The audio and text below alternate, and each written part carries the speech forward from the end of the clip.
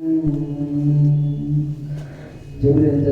सिद्ध भगवान की जय। वर्तमान शासन नायक महावीर भगवान की जय। मूल नायक खजराज श्री पार्श्वनाथ भगवान की जय। परम पूजाचार्य भगवान विशुद्ध सागर जी महाराज की जय। जिनवाणी माता की जय। अहिंसामय विश्व जैन धर्म की जय। परम पूज्य मनीष महाराज की जय। विश्व सागर महाराज की जय।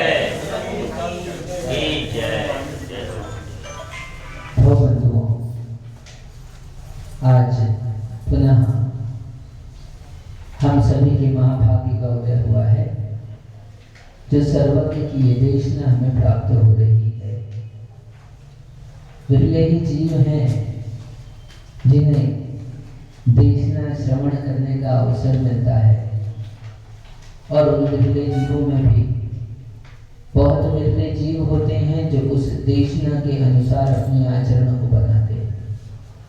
आज हम सभी का महाभाग्य, क्योंकि जिनवाणी से बड़ा आनंद का स्रोत कोई दूसरा नहीं है। इस पंचम काल में तीर्थंकर तो नहीं है, लेकिन तीर्थंकर की देशना है, ये सबसे बड़े सौभाग्य की बात है। साक्षात भगवान की वाणी नहीं, लेकिन परोक्ष रूप से जो इनकी वाणी है वह भी जगत कल्याणी है। जब परोक्ष में इतना आनंद आता है तो कोई जो साक्षात सुनते होंगे समूह शरण में, उनको कितना आनंद आता होगा।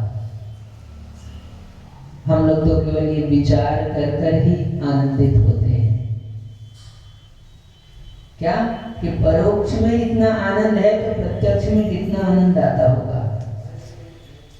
जब परोक्ष ज्ञान का ये आनंद है, हम मति श्रुति ज्ञान से प्रयोग कर कर जान रहे हैं सब कुछ, तो आनंदित हो रहे हैं। विषय सुख में भी अपने को आनंद आ रहा है, तो परोक्ष में से आ रहा है, मति श्रुत ज्ञान से आ रहा है। मति श्रुत ज्ञान के माध्यम से हम जान रहे हैं सब कुछ। तो जब मति श्रुत ज्ञान, इस परोक्ष ज्ञान के द्वारा जाने गए पदार्थों का जो आनंद है, जब वो प्रत्यक्ष ज्ञान से हो तो कितना आनंद आता होगा। लेकिन जिसको प्रत्यक्ष ज्ञान हो जाता है, फिर वो इन भोगों के आनंद को छोड़ देता है, क्योंकि जो आनंद आत्मा का है उसके सामने भोगों का आनंद कहीं नहीं लगता। किसी भी प्रकार से यद्यपि भोगों में आनंद है, आनंद नहीं है ऐसा नहीं कह सकते। यदि आनंद नहीं होता तो सारा विश्व अपने को दृष्टिगोचर हो रहा है। आनंद है, लेकिन उससे भी कहीं विलक्षण और कहीं बढ़कर नहीं कहना चाहिए, बल्कि विपरीत ही भिन्न जाति का है। भोगों का आनंद क्षणिक है, आत्मा आनंद त्रैकालिक है। भोगों का आनंद थोड़ा सा है, आत्मा का आनंद बहुत है। ऐसा कहने से भी क्या अपने को स्पष्ट नहीं होता। कोई कह दे, मान लो कि भोगों में आनंद है, तो भोगों में एक बूंद के बराबर है, और भगवान का आनंद चौधरी जी समुद्र के बराबर। तो हम लोग ऐसा कहते हैं, लेकिन ये वास्तव में भोगों का आनंद यदि बूंद के बराबर है, तो भगवान का आनंद समुद्र कहना, ये हम मात्रा बताकर या जैसा भी बताकर कहते हैं, ये वास्तविकता नहीं है। भोगों का आनंद है वो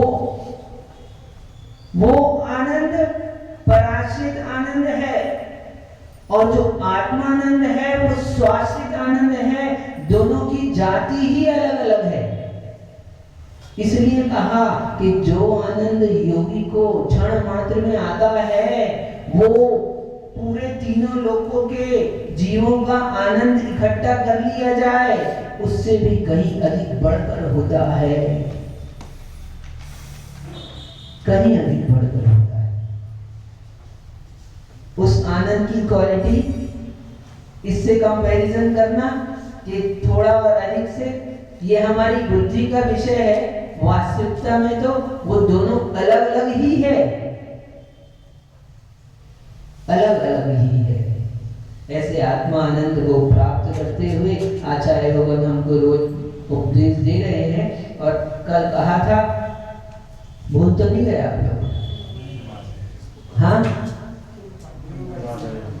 जसुर वाले लोग आज सुनते जाओ क्या बात कह रहे हैं। आप लोग तो ऐसे जानते हैं इस बात को, लेकिन यहाँ पर चर्चा चल रही है। पूछा, एक भव्य जीव ने पूछा कि भगवान हमारे लिए उपाधि क्या है? तो कहा, डिम्पल भैया नोट कर लो बात। तो कहा कि भगवान की उपाधि हम क्या उपाधि है? तो एक शब्द में उत्तर दिया संजय भैया, गुरु वचनम। एक शब्द में उत्तर दिया, गुरु वचनम उपाधि है, ग्रहण करने योग्य है तो गुरु के वचन है। क्योंकि शास्त्र बहुत सारे हैं, विशाल हैं। हाँ, कालो थोपो वयम च दुमेहा जब मरी सिखवम जब मरणम खय कुड़ई। काल थोड़ा है और शास्त्र हाँ बहुत सारे हैं, ज्यादा जान सकते नहीं हम, हमारी बुद्धि नहीं है कि हम इन शास्त्रों का अध्ययन कर पाए, इनको ग्रहण कर पाए, उनके अर्थों को समझ पाए। इसलिए इतना मात्र सीख लो जिससे जन्म मरण का क्षय हो जाए।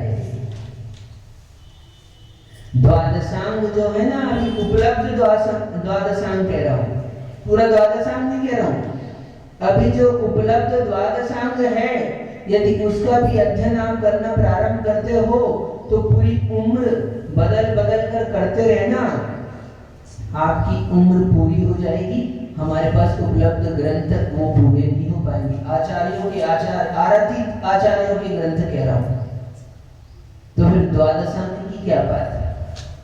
तो इसलिए इतना नहीं जान सकते तो सबसे सार में संक्षेप में दे दिया आपको कि बहुत ज्यादा नहीं जान पाओगे तो इतना मूल चीज ये सीख लो कि क्या उपाधि है। तो कह दिया गुरु वचन उपाधि है। क्या रतन मामा, क्या उपाधि है? गुरु वचन उपाधि है, बस गुरु वचन उपाधि है। फिर पूछा तो हे क्या है? क्योंकि बिन जानते दोष गुणन को कैसे तजिए कहिए। उपाधि मात्र बता देने से काम नहीं चल सकता। डॉक्टर साहब, आपने दवाई बता दी कि भैया पवन भैया आप बीमार हुए हो, ये दवाई का सेवन कर लेना, लेकिन उससे मात्र अकेले संजय भैया उससे काम नहीं चलेगा। आपने सोचा कि दवाई ले लो बस अपन ठीक हो जाएंगे। हाँ मंत्री जी, हो जाओगे ठीक? क्यों? दवाई दे रहे हैं, दवाई ले लेंगे तो ठीक हो जाएंगे, क्यों नहीं होंगे? रजनीश भैया, बीमार होने का कारण जब तक नहीं। अरे इतनी बढ़िया दवाई देते हैं हमारे अंशुमन जी, इनकी दवाई से कैसे नहीं ठीक हो सकते? बताओ। ग्रहण कर लोगे, दवाई उन्होंने बता दी, आपने ग्रहण कर ली, तो भी ये मत मान लेना कि ठीक हो जाओगे। क्यों? कारण क्योंकि अभी परहेज का ध्यान रखना बहुत जरूरी है। छोड़ने योग्य क्या है, त्यागने योग्य क्या है, यदि इसको नहीं समझा है तो आप ये मत मान लेना कि गुरु के वचनों मात्र से काम चल जाएगा।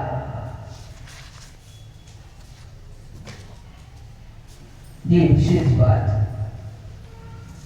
ग्रहण करने योग्य तो गुरु के वचन हैं, लेकिन साथ साथ में हे को भी जानो, हे को नहीं जानोगे। यद्यपि गुरु के वचनों में सब आ जाता है, गुरु हे भी बता देते हैं, गुरु उपाधि भी बता देते हैं, लेकिन फिर भी आपने गुरु ने कहा तो मान लिया, उसके बाद में लेकिन त्यागने योग्य कार्य को तो छोड़ा ही नहीं। इसलिए कहा हे क्या है तो अकार्यम, जो कार्य करने योग्य नहीं है ऐसे कार्य अकार्य कहलाते हैं। असत कार्य, अशुभ कार्य, पाप के कार्य, 5 पाप त्यागने योग्य है, व्यसन त्यागने योग्य है। ऐसे इन त्यागने योग्य कार्यों को जब तक नहीं करोगे तब तक गुरु के वचन कार्यकारी नहीं हो पाएंगे। अंशुमन भैया परहेज नहीं होगा तो आपकी औषधि भी कार्य नहीं करेगी। औषधि भी तब कार्य करती है जब साथ में परहेज होता है। इसलिए हे को भी जानना जरूरी है। तो हे को भी कह दिया संक्षेप में। क्या हे है? अकार्य हे है। अब समझ लेना, हे इतना एक शब्द में इतना विशाल बता दिया। क्या अकार्य? क्या अकार्य है?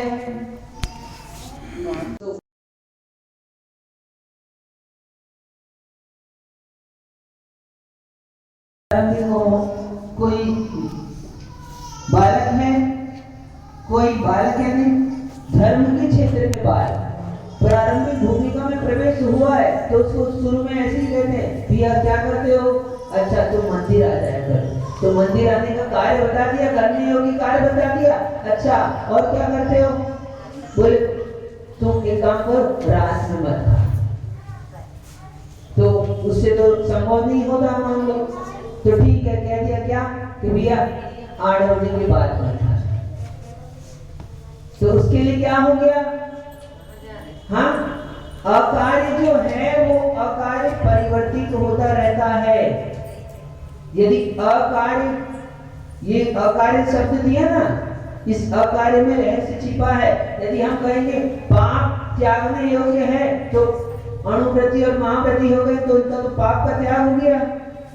अब कुछ नहीं है इनके पास बचा करने को। बचेगा क्या? यदि मात्र पाप को कह देंगे त्याग नहीं होगी, मात्र व्यसन को कह देंगे त्याग नहीं होगी, तो व्यसन का आपने त्याग कर दिया। रजनीश में त्याग ही नहीं है ना? सब तो व्यसनों का यहाँ पर बैठे हैं आप लोग, त्याग ही नहीं है। तो त्याग है, लेकिन अब क्या करें? तो इस अकार्य में सारे की सारे गंभीर रूप से सारी बातें छिपी हैं। जैसे जैसे आदमी बढ़ता है वैसे वैसे अकार्य भी परिवर्तित होते जाते हैं। अकार्य भी एक नहीं रहता। हाँ इंजीनियर साहब, ध्यान साहब सुनो।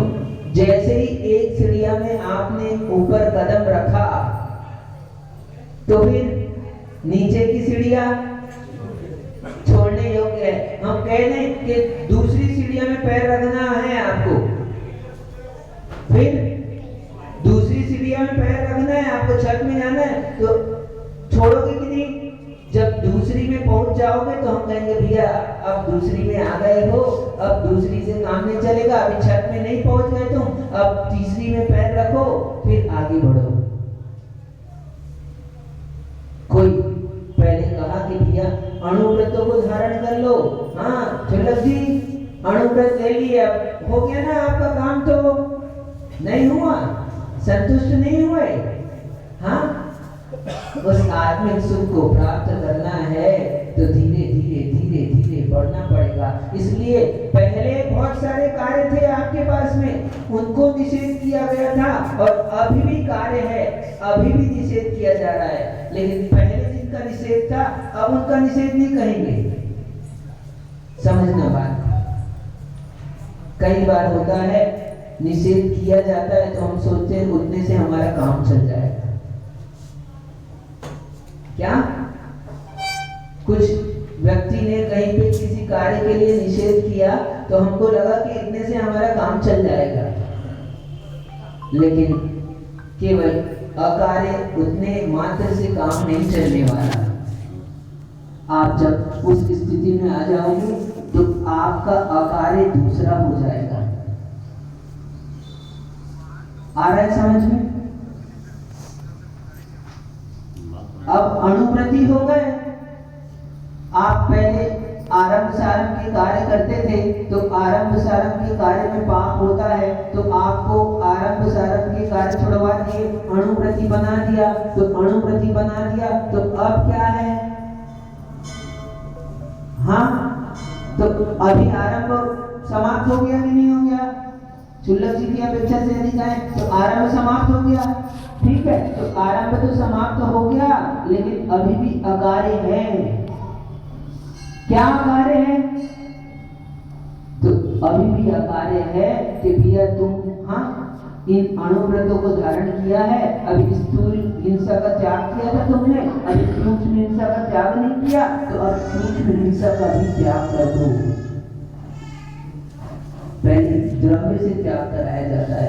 आपने कहा कि भैया रात्रि भोजन का त्याग कर दो, लेकिन मन में आ जाता है कभी कभी किसी को कि भैया मन में आ गया, और कोई सोचे कि मन में आ गया है तो अब क्या करें? ग्रहण कर लो। मन में आया तो नहीं, अभी द्रव्य से तुमने त्याग किया ना, मन में आया तो कोई बात नहीं, लेकिन अब कहेंगे भैया अब तुमने जब द्रव्य से छोड़ ही दिया है तो अब मन से भी छोड़ दो। पहले नहीं कहेंगे कि मन में लाना ही पाप है, मन में लाना ही व्यसन है। यदि पहले ही मन से कह देंगे तो आदमी कहेगा कि हमने तो मन से छोड़ दिया है। पहले द्रव्य से प्रयोग किया जाता है। देखो, मन वचन काय 3 है। सबसे पहले काय से प्रयत्न करते हैं त्याग की दृष्टि में। किससे प्रयत्न करते हैं? सबसे पहले काय से अभ्यास करते हैं, काय से प्रयत्न करते हैं, फिर काय से सूक्ष्म वचन, फिर वचनों से प्रयत्न किया जाता है कि ऐसे अनर्गल अशुभ वचनों का भी त्याग करो। और वचनों के त्याग के बाद में भी फिर मन से त्याग होता है कि भैया अब मन में भी नहीं आए। और आदमी सोचे कि पहले मन में ही ना आए, जब हमारा मन होगा तब करेंगे काम। लोग क्या कहते हैं? जब हमारा मन हो जाएगा तब करेंगे। तो मन कब बनेगा? ऐसा कब होगा कि मन में ही ना आए? पूर्वकृत कर्मों के कारण से उदय में आए हुए कर्म वो आपके संकल्प विकल्प के कारण नियम से बनते ही बनते हैं। फिर भी तो आप जब नियम से संयम से बंध जाते हैं तो फिर धीरे धीरे अभ्यास अपना आगे बढ़ता है। तो इसलिए कहा कि किम हेयम, हे क्या है? तो अकार्य हे है। ऐसा नहीं कहा, एक नाम नहीं दिया, संक्षेप में एक बात एक शब्दों में कह दिया कि अकार्य हे है। अब अकार्य क्या है? तो हर एक व्यक्ति के हिसाब से अकार्य अलग अलग होता है। फिर आगे कह रहे हैं आचार्य भगवान, तो हे और उपाधि को जानना बहुत जरूरी है। और हे उपाधि का काम कौन करता है? मन के द्वारा हे उपाधि का कार्य होता है। किसका? मन के द्वारा। एक इंद्रिय से 4 इंद्रिय तक के जीव यद्यपि अपने क्या जीवन यापन के संबंधी हे उपाधि का कार्य कर लेते हैं, लेकिन यहाँ पर हे उपाधि के कार्य से मतलब है मोक्ष से संबंधित, परमार्थ से संबंधित संगी जीव ही सम्यक दृष्टि हो सकता है, अन्य कोई सम्यक दृष्टि नहीं हो सकता। सम्यक दृष्टि होने का मतलब स्व और पर को जान लेना। हे क्या है? एक निज तत्व को छोड़कर संसार के समस्त तत्व परगत तत्व है। ऐसे हे और उपाधि को जो जान लेता है वही सम्यक दृष्टि होता है। और वही सम्यक दृष्टि कौन होता है? जो संगी पंचेंद्रिय है वही हो सकता है। इसलिए जो मन वाला है, कौन? जो मन वाला है वही संसार से पार हो सकता है।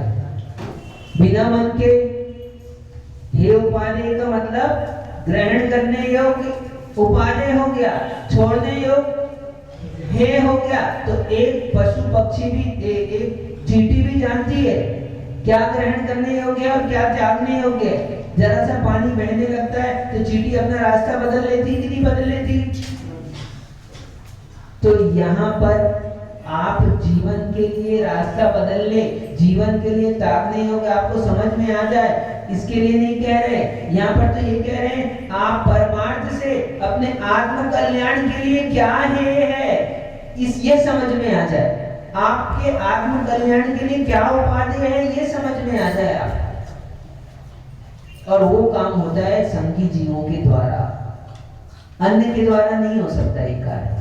एक इंद्रिय से चार इंद्रिय तक के जीव जो मन रहित हैं और जो संगी पंचेंद्रिय भी मन रहित हैं उनके द्वारा ये कार्य नहीं हो सकता। इसलिए हे उपादेय को जो जानता है, कौन जानता है हे उपादेय को?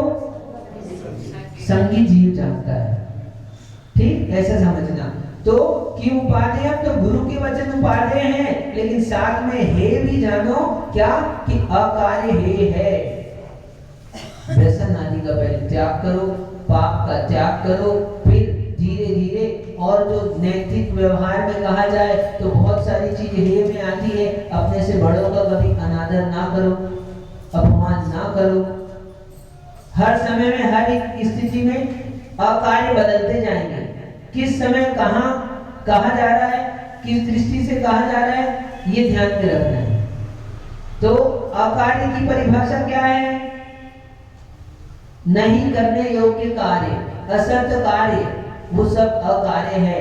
अब किसके लिए क्या नहीं करने योग्य है ये व्यक्ति के ऊपर निर्भर करता है। इसलिए अकार्य में किसी एक को बांध नहीं सकते अपन।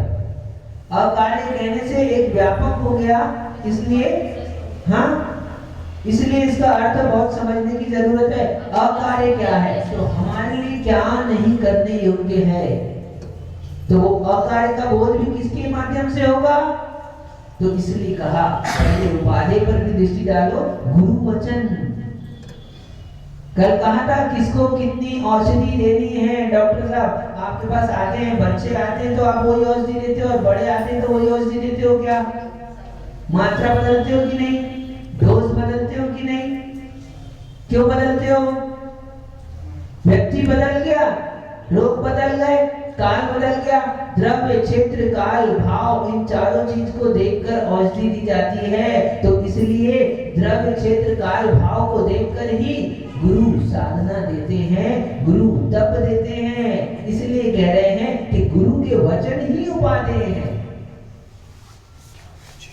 हे को जानने के बाद में भी उपादेय, ये दोनों साथ में चलेंगे तब काम बनेगा। केवल उपादेय से कार्य नहीं बनेगा, केवल हे से कार्य नहीं बनेगा। इन दोनों को साथ में लेके चलोगे। इसमें भी मुख्यता किसकी रहेगी? गुरु वचनम। उपादेय की मुख्यता है। मुख्यता किसकी है? उपादेय की मुख्यता है। उपादेय क्योंकि गुरु बताते हैं किसके लिए क्या है। तो आचार्य भगवान ने कहा कि गुरु वचन उपादेय है और अकार्य हे है। तो फिर प्रश्न होता है, मूल चीज तो रह गई, मूल बात क्या कि गुरु कौन है, किसके पास जाए? हाँ, किसके पास जाए? कौन है गुरु? सुयश सागर गुरु है, सद्भाव सागर गुरु है, शुद्ध सागर गुरु है, विशुद्ध सागर गुरु है, विद्या सागर गुरु है। कौन है गुरु?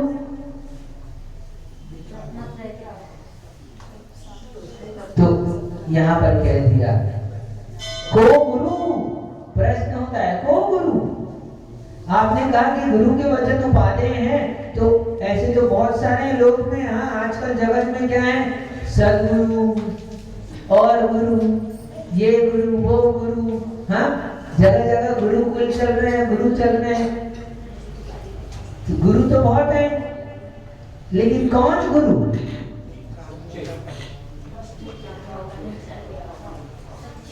कौन गुरु है ये समझना जरूरी है।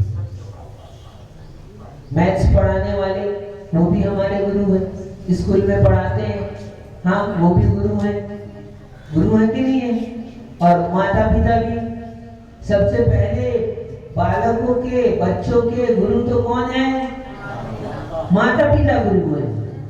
लेकिन यहाँ पर समझना मोक्ष से संबंधित, यद्यपि माता पिता भी गुरु हैं, आपको स्कूल में जो शिक्षा देते हैं वो भी गुरु हैं, हाँ, जो पाठशाला आदि में पढ़ाते हैं वो भी गुरु हैं, और ये बैठे हैं ये भी गुरु हैं। लेकिन फिर भी इन सब में मुख्यता किस बात की यहाँ पर है? को गुरु तो कह रहे हैं रधिगत तत्त्वः। एक शब्द में उत्तर दिया, इतनी सुंदर बात कही। कौन है गुरु? जिन्होंने वस्तु के यथार्थ स्वरूप का ज्ञान प्राप्त कर लिया है, जिन्होंने तत्व को अधिगत कर लिया है, जिन्होंने तत्व को जान लिया है, वो है गुरु। एक शब्द में बहुत गहरी बात लिखी है। तत्व को अधिगत कर लिया, अधिगत शब्द दिया। जानना अलग बात है। परसों क्लास में चली थी अपनी चर्चा, 2-4 दिन पहले आपको पता चल गया सम्यक दृष्टि हो जाते हैं। कैसे हो जाते हैं? तत्वों के श्रद्धान करने से सम्यक दृष्टि हो जाते हैं। तत्वों को जान लेने से आपने जान लिया कितने तत्व हैं, सबको पता है यहाँ से पीछे तक। कितने तत्व हैं? 7 तत्व हैं। कौन कौन से? जीव, अजीव, आश्रव, बंध, समर, निद्रा, मोक्ष, सब जानते हैं तत्व। हाँ, तत्व को जानना नहीं, तत्व को अधिगत करना। क्या? तत्व को अधिगत, रधिगत तत्व, अपने यथार्थ स्वरूप को जान लिया है। एक निज ध्रुव भगवान आत्मा ही मैं हूं। कौन हूं मैं आत्म द्रव्य हूं। उस आत्म द्रव्य को छोड़कर शेष सारे पर तत्व हैं। ऐसे निज तत्व को जिसने जान लिया है और उस तत्व के लिए अभ्यासी है, उस तत्व को प्राप्त कर चुका है, ऐसे उस तत्व में लीन वह है गुरु। क्योंकि उनके लिए जगत में कुछ भी उनको उपाधि नहीं दिखेगा। उनके लिए कोई आकांक्षा नहीं बचेगी, कोई इच्छा नहीं बचेगी।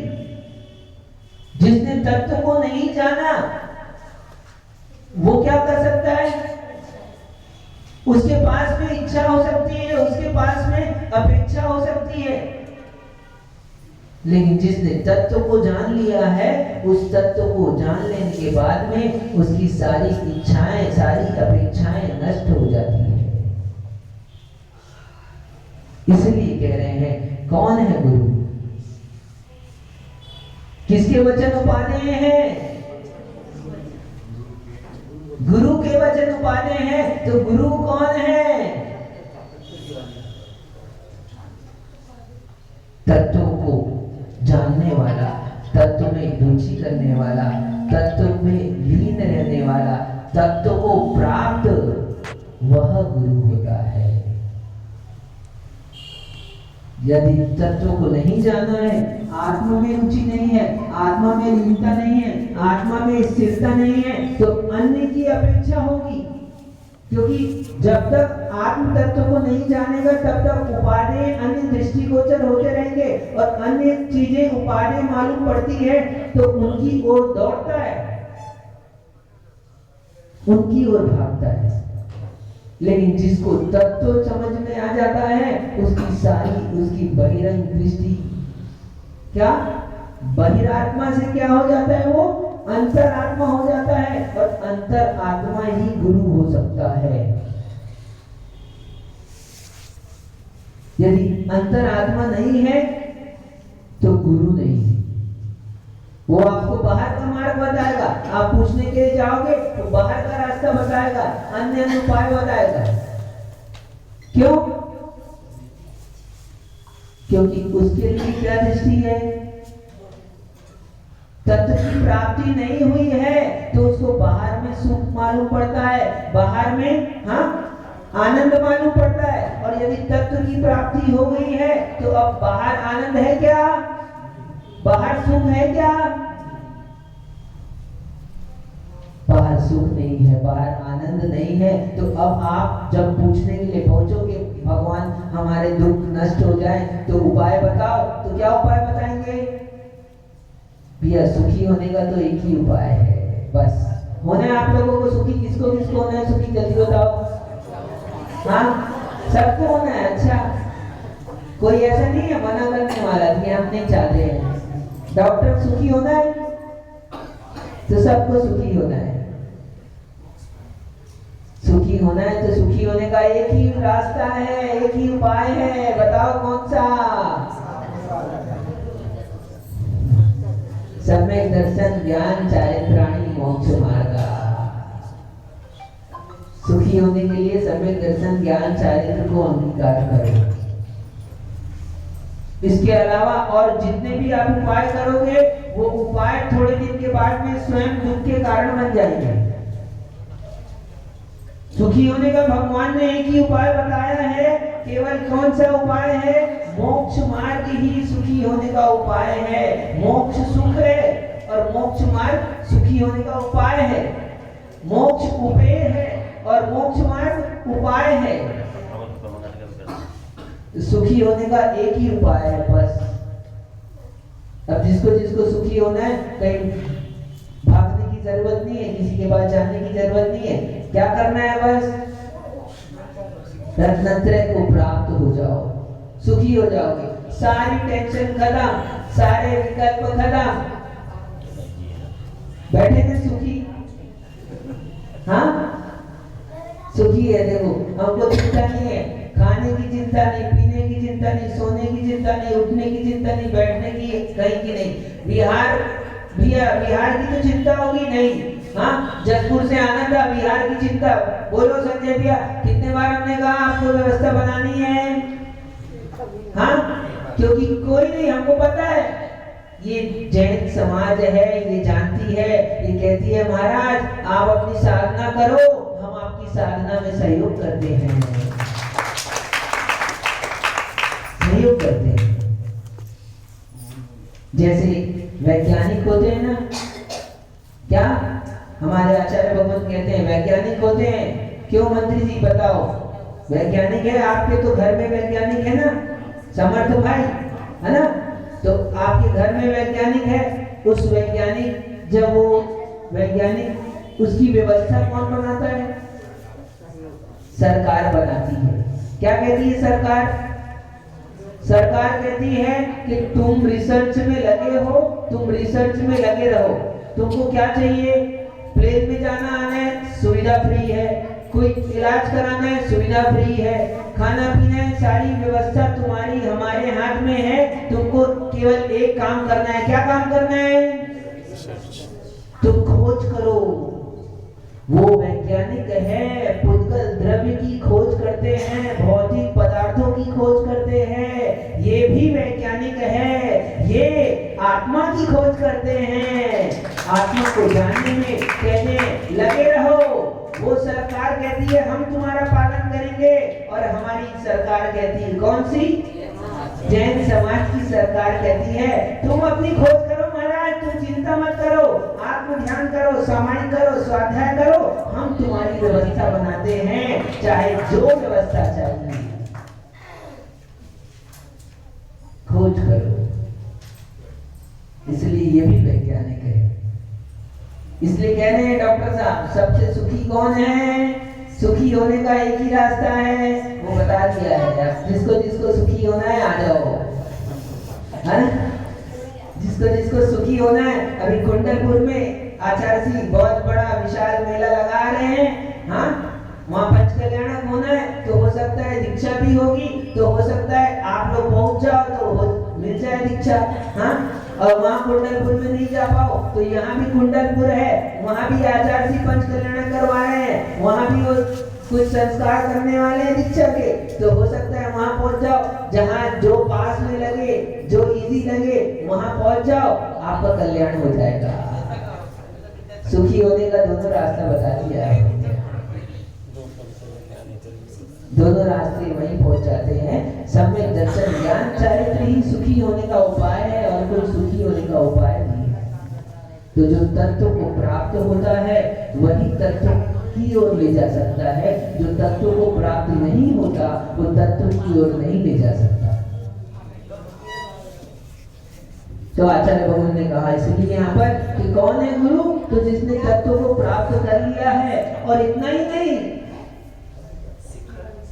इतना ही नहीं कहा, अब और समय आपका हो गया, लेकिन कल इस पर विचार करेंगे, विशेष रूप से इसी श्लोक पर चर्चा करेंगे। अभी कह रहे हैं और क्या है उनकी विशेषता, वो निरंतर सतत हिता हृदया सततम, सत्व, सत्व यानी प्राणी, और प्राणी मात्र के हित के लिए लगे हुए हैं हमेशा। कब लगे, सुबह की शाम, निरंतर सततम, हमेशा प्राणियों के उद्धार के लिए, प्राणियों के कल्याण के लिए, उनके हित के लिए लगे हुए हैं। कि अपना हित तो कर ही रहे हैं, क्योंकि तत्व को प्राप्त कर लिया है, इसलिए अपना हित कर रहे हैं। और अपने हित के साथ साथ देखो कितने सारे लोगों को हाँ आचार्य भगवान ने दीक्षा दी और मोक्ष मार्ग में लगाया। बोलो हित हुआ कि नहीं हुआ? कल हम एक चीज पढ़ रहे थे तो एक शब्द आया और वास्तव में कह रहे थे, सुनो, हाँ ध्यान से सुनो सब लोग, ब्रह्मचर्य से भी संतान को जन्म दिया जा सकता है। समझ कर सुनना थोड़ा सा। डॉक्टर साहब, ब्रह्मचर्य से भी संतान को जन्म दिया जा सकता है। सौदार संतोष व्रत की बात नहीं कर रहा हूं, और गहरी बात है ब्रह्मचर्य महाव्रत से। समझ कर सुनना, लेकिन क्या, हाँ अरे आपने जन्म दिया है। डॉक्टर साहब कितने बच्चे हैं आपके, जल्दी बोलो। 2 बच्चे हैं। संजय भैया कितने बच्चे हैं? 2 हैं। हाँ रजनीश भैया कितने बच्चे हैं? 2 ही तो बोल रहे हैं सब, कोई ज्यादा नहीं बोल रहा है। अरे 4 है। सुनो, आपने जन्म दिया 1 को, 2 को, 4 को, ज्यादा से ज्यादा 5 को, और बैठे हैं काला जी बोलो, हाँ 4, 5 को, 7 को, 8 को, 12 को जन्म दिया। अभी कोई ऐसा नहीं है, लेकिन सोचो आप घर में रहते तो 1-2 संतान को जन्म देते। और आचार्य विद्यासागर महाराज ने कितनी संतान को जन्म दिया? आचार्य विद्यासागर महाराज ने कितनी संतान को जन्म दिया? ब्रह्मचर्य से भी संतान को जन्म दिया जाता है। आपने 1 तो संतान को जन्म दिया, इन्होंने सैकड़ों संतानों को जन्म दिया है। इसलिए ब्रह्मचर्य का पालन करने से ज्यादा संतान की उत्पत्ति होगी, ज्यादा धर्म की वृद्धि होगी, ज्यादा धर्म का विकास होगा। इसलिए यदि संतान को जन्म देने की भी इच्छा हो तो ब्रह्मचर्य का पालन करो, ब्रह्मचर्य का पालन करो। हाँ, ब्रह्मचर्य से भी संतान का जन्म होता है। ऐसे होता है संतान कौन? हाँ आपके तो क्या है ऋषभ भी, आपके हैं 2 है। हाँ आपके तो 2 है, किसी के 2 लड़के, किसी के 2 लड़की, किसी के लड़के लड़की। हाँ जो लड़ के माता पिता को दूर कर दे, जो आपस में लड़े वो लड़के वो लड़की, और जो धर्म की संतति को आगे लेकर चले वो है संतान। तो वास्तविक संतान तो ब्रह्मचर्य से ही पैदा होती है, क्योंकि धर्म की संतति को कौन ले चलता है? हमारे आचार्यों की परंपरा को कौन आगे बढ़ाता है? उनकी शिष्य संतति ही आगे बढ़ाती है। इसलिए धर्म की संतति, धर्म की संतान तो ब्रह्मचर्य से ही पैदा होती है। सनातन धर्म को बढ़ाने वाली होती है संतान। अब देख लेना जाकर अपने अपने घर में किसके यहाँ लड़के हैं कि संतान है। हाँ क्यों डिपर किया, क्या है देख लेना आपने तो। इसलिए सब सोच में पड़ गए महाराज। अच्छी परिभाषा हमने नहीं बनाई, हमारे गुरुजी ने बनाई ये परिभाषा। हमने तो उनसे सुना है, इसलिए आपसे कह दिया। ये सारी परिभाषाएं हम जो कहते हैं हमारे पास की नहीं है, ये हमारे पास का तो कुछ भी नहीं है। हमारा हम तो जो भी कहते हैं वो सब किसका है? हमको तो उन्हीं से मिला है, उनका है। हम आपको बता देते हैं, कुछ चूक रह जाए, गलत हो जाए तो वो हमारा हो सकता है उतारने में गलत हो जाता है ना, कभी कभी फोटोकॉपी करते हैं, नकल करते हैं, उतारते हैं देखकर तो कुछ चूक जाता है, तो हो सकता है गलती है वो हमारी है, लेकिन जितना सही है जो है वो सब गुरु जी का है, हमारा कुछ भी नहीं है इसमें, है ना। इसलिए हमसे मत कहना, आपको कहना हो तो जाना गुरु जी के पास, बोलना आपने लड़कों की परिभाषा ऐसी क्यों बनाई, आपने संतान की परिभाषा ऐसी क्यों बनाई, वो बता देंगे भैया कि हमने भी अपने गुरु से सुना इसलिए बनाई। और उनके पास जाओगे तो वो भी बोल देंगे कहाँ चले जाओ, गौतमो कुछ, हाँ गौतम स्वामी के पास भेज देंगे। और आगे बढ़ोगे तो गौतम स्वामी भी कहेंगे भैया हमने तो किससे सुनी है, समूह शरण में बैठे हुए उन सर्वज्ञ अरिहंत भगवान महावीर से सुनी है, तुमको जाना है तो अब चले जाओ। कौन कौन तैयार है महावीर के पास जाने को? हाँ, तो महावीर के पास जाने के लिए महावीर की नहीं माननी पड़ती, महावीर जैसा बनना पड़ता है और महावीर के आचरण को अपने अंतस में उतारना पड़ता है, तो वो पहुंच पाता है महावीर के पास। तो इसलिए सततम अभ्युदया, इस पर विचार करेंगे कल और बात करेंगे। क्या जो सतत किसमें लगे हुए हैं, किसमें लगे निरंतर? प्राणी मात्र के कल्याण में लगे हैं।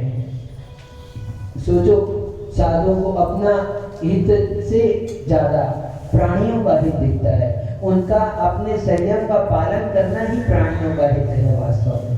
क्या हम जीवों की रक्षा करते हैं ना, दिन भर अपने षट कार्यों को करते हुए जीवों की रक्षा करते हैं, वही तो प्राणी का हित है। और जो उपदेश देते हैं ये भी प्राणियों का हित है। और आदि जो अन्य धर्म के कार्य करते हैं, हाँ जैसे अभी कहाँ होने वाला है, जसपुर वाले बोल नहीं रहे, हाँ पंच कल्याणक होने वाला है, तो ऐसे पंच कल्याणक आदि उत्सवों के माध्यम से जिन धर्म की प्रभावना करते हुए प्राणियों का हित करते हैं, ऐसे प्राणी के हित में जो सतत लगे रहते हैं, ऐसे गुरुजन होते हैं, तत्व को प्राप्त हैं और प्राणियों के हित में निरंतर लगे हुए हैं, ऐसे जानना। ठीक, आगे विचार करेंगे। जब आचार्य विशुद्ध सागर जी महाराज की जय।